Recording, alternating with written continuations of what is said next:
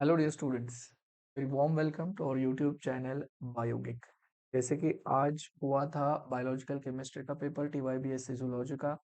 इस पेपर में भी बहुत सारे क्वेश्चन जो है वो रिपीटेड है, और जो मैंने कल शॉर्ट वीडियो आपको भेजा था उसमें मैंने बताया था कि ये क्वेश्चन करके जाइए, तो वो क्वेश्चन आए हुए हैं। जैसे कि मैंने आपको कहा था, एंडरसन हेसलबर्ग इक्वेशन आएगा, पॉलीसेकेराइड के ऊपर क्वेश्चन बनेगा, तो होमो या हेट्रोपॉलीसेकेराइड करके जाइए। उसके बाद मैंने आपको कहा था कि बायोलॉजिकल सिग्निफिकेंस ऑफ कार्बोहाइड्रेट्स करके जाइए, वो आ सकता है। जाते जाते मैंने ये भी कहा था फैक्टर्स अफेक्टिंग एंजाइम एक्टिविटी, ये बहुत इंपॉर्टेंट है, तो टेम्परेचर वाला क्वेश्चन आज आ गया। और मैंने ये कहा था कि आप इसेंशियल और नॉन इसेंशियल अमीनो एसिड जो है वो करके जाइए। तो देखिए, बहुत ही इजी पेपर था। Give any two examples of aldose sugar. Okay, glucose है, यहाँ पे माल्टोज स्टूडेंट ने लिखा हुआ है, सही है। Okay, define the term conjugated base, simple था। आइसो एंजाइम्स भी सिंपल था। बायोकैटालिस्ट एंजाइम्स बहुत सिंपल था। डिफाइन बफर, इससे तो सिंपल कोई और नहीं था। और लिपिड्स, मैंने कई क्वेश्चन बताया था कि डिड्यूस और derive the Henderson Hasselbalch equation, then explain any two homopolysaccharides with example,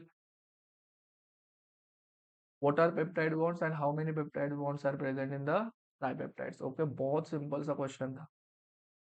what are enzymes and enlist the properties of enzyme, ये भी हमारे पीडीएफ में दिया हुआ है। what is the effect of temperature on enzyme activity, मैंने बोला था करके जाइए, 6 मार्क्स के लिए आ गए। इसेंशियल नॉन इसेंशियल मतलब अमाइनो एसिड्स 4 मार्क के लिए आया। एंजाइम इनहिबिशन भी मैंने कहा था कि करके जाइए, एंजाइम काइनेटिक्स के ऊपर आ सकता है। सो कॉम्पिटिटिव नॉन कॉम्पिटिटिव इनहिबिशन बहुत सिंपल था। बायोलॉजिकल सिग्निफिकेंस उसके लिए और था, आपको दोनों क्वेश्चन बताए थे, दोनों आ गए। फॉलो एंजाइम से क्वेश्चन है, देखिए। फिर Z helix, allosteric enzymes, myocardial infraction, buffering capacity, significance of gluconeogenesis, hyperglycaemia. अब यहाँ पे अगर आप पेपर देखो तो इसमें describe any two factors affecting enzyme activity, यही पहले इसमें ही टेम्परेचर था, इतना आपने लिख लिया होता, डायग्राम निकाल ली होती है, तो आपका आंसर बन जाता। ओके, यहाँ पे देखिए बायोलॉजिकल रोल ऑफ कार्बोहाइड्रेट्स, यही आपको बायोलॉजिकल सिग्निफिकेंस में लिखना था, तो भी आपका आंसर हो गया। उसके बाद पेप्टाइड बॉन्ड की डेफिनेशन यहाँ पे दी हुई थी, ये वाला पेप्टाइड बॉन्ड, ये डायग्राम आपने निकाल लिया होता और कितने बॉन्ड्स प्रेजेंट होते ये लिख दिया होता। ओके, तो भी चल जाता। देखिए ये वाला रिपीट है, ये वाला देखिए सेम क्वेश्चन रिपीट हुआ है। Explain the significance of glycogenolysis और ग्लाइकोजिनेसिस, आपके लिए आज पूछा था ग्लूकोनियोजिनेसिस, वो भी है बच्चों, वो भी दिया हुआ है। ये types of buffer. Okay, so buffer की डेफिनेशन सिर्फ आपको पूछी थी। Explain the competitive enzyme inhibition, ये एक भी कंसेप्ट आपने क्लियर किया होता तो भी आपको अच्छे मार्क्स मिल जाते। इसेंशियल अमीनो एसिड्स का क्वेश्चन दिया हुआ था, difference between essential non essential, ये पॉइंट इसके एग्जैक्टली अपोजिट पॉइंट्स आपको लिखने थे, तो भी आपका। Isoenzymes at as it is, देखिए यहाँ पे था आपको isoenzymes, but isoenzyme की सिर्फ डेफिनेशन पूछी गई थी। दरअसल हेसलबर्ग इक्वेशन यहाँ पे सिर्फ स्टेट किया हुआ है और एप्लीकेशन दिए थे, आपको डिराइव करना था, बट वो डिराइव का भी क्वेश्चन जो है वो इसमें था। Okay, gluconeogenesis, Bronsted base, Bronsted acids, ये तो। Explain the competitive and non competitive, ये वाला क्वेश्चन मतलब कि आपका जो आज था आपके लिए, right account on enzyme inhibition, वही आपको लिखना था। ये वाला क्वेश्चन अगर आप लिख लेते पूरा का पूरा, 6 मार्क्स के लिए आपका था ये देखिए हेंडरसन हेसलबर्ग इक्वेशन पूरा का पूरा यहाँ पे दिया हुआ है, इतना ही करके गए होते आपको तो 6 मार्क्स आपके फिक्स। के बाद बहुत मतलब इजी पेपर डाला था। देखिए बफरिंग कैपेसिटी के बारे में, बफरिंग कैपेसिटी यहाँ पे ये रही, बफरिंग कैपेसिटी आपको पूछी थी 2.5 मार्क के लिए शायद, यस, तो इतना लिख लिया होता तो आपका आंसर बन जाता 2.5 मार्क्स के लिए। उसके बाद ये भी क्वेश्चन रिपीट हुआ है, myocardial infarction as it is, इतना लिख लिया होता तो भी आपका आंसर हो जाता। फिर ये उसके नीचे वाला ही रिपीट हुआ है, हाइपरग्लाइसेमिया। देखिए 2-3 पेपर्स ही हो जाते तो भी आपका काम हो जाता। यहाँ पे देखिए इसेंशियल और non essential amino acids definition और उसके एग्जांपल्स, यही यही अगर आपने लिख लिया होता चार्ट, ये देख के गए होते तो भी आपका आंसर बन जाता, डिफरेंस बिटवीन। ओके, उसके बाद टेम्परेचर का मैंने पहले ऑलरेडी बता दिया है आपको। हाइपरग्लाइसेमिया, हाइपोग्लाइसेमिया वो भी रिपीट हुआ है, कंसेप्ट ऑफ बफर। लिपिड के बारे में बहुत कम पूछा गया था इस बार। ओके, पेप्टाइड बॉन्ड के बारे में देखिए यहाँ पे दिया हुआ है पेप्टाइड बॉन्ड,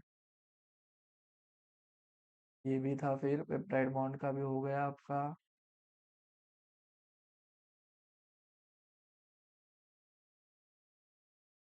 ये देखिए, explain and classify the होमोपोलिसैकेराइड in detail. के अलावा क्या आप कर सकते थे, होमोपोलिस इतने एग्जांपल्स, इतना स्ट्रक्चर, अकरेंस, फंक्शन। ओके, इसमें से सिर्फ दो पूछे थे आपको। क्या पूछा था? Explain any to होमोपोलिसैकेराइड with example. इससे इजी कुछ नहीं था।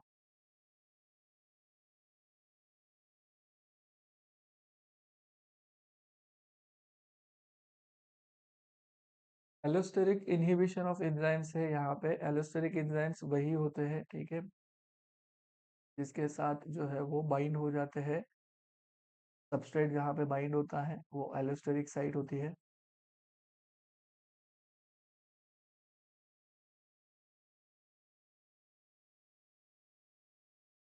सो बहुत सारे जो क्वेश्चंस थे वो रिपीटेड थे।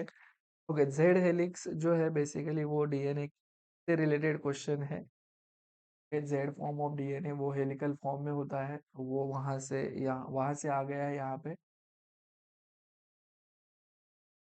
और एक क्वेश्चन जो मैं आपको बता रहा था, व्हाट आर एंजाइम्स, एंजाइम्स की आप डेफिनेशन लिखते हो, और मैंने प्रॉपर्टीज का क्वेश्चन दिया हुआ था। देखते हैं कहाँ पे था वो, यस, यहीं पे आ गया। देखो, describe the properties of enzymes, catalytic efficiency, specificity होती है, reversibility, temperature and pH sensitive, वो फैक्टर्स रिक्वायर्ड होते हैं, regulation, saturation. Properties of amino acid भी दिया था, पर वो आया नहीं। तो ऑलमोस्ट अगर हम बात करें तो पहले इसमें एक दो तीन चार, तो पहले इसमें चार क्वेश्चंस, फिर बाद में का पूरा क्वेश्चन 10 मार्क का। क्वेश्चन 3 में पूरा का पूरा आया, हम बोल सकते हैं 20। और फोर्थ नंबर क्वेश्चन में भी पूरा का पूरा रिपीट है, फिर सिर्फ होलो एंजाइम्स का नहीं था, चलो इसमें होलो एंजाइम्स के बारे में नहीं दिया हुआ है। और इसमें myocardial infraction, buffering capacity, hyperglycaemia और सिग्निफिकेंस ऑफ ग्लूकोनियोजेनेसिस, ये वाले जो क्वेश्चन है वो रिपीट हो चुके हैं। मतलब पूरा का पूरा पेपर अगर आप देखें तो रिपीट हुआ है। तो कल होगा आपका जेनेटिक्स, उसके लिए भी मैं आपको एक वीडियो डालूंगा, वो आप देख लीजिए कि क्या इंपॉर्टेंस आपको कल के लिए करके जाने हैं। और अभी आज तीसरा पेपर हुआ है, अभी तक अगर आपने कोर्स परचेस नहीं किया है तो अभी भी टाइम नहीं है, और 5 पेपर है आपके, सो आप जो है वो कोर्स परचेस कर सकते हैं और आपका स्कोर जो है वो बढ़ा सकते हैं। Thank you very much.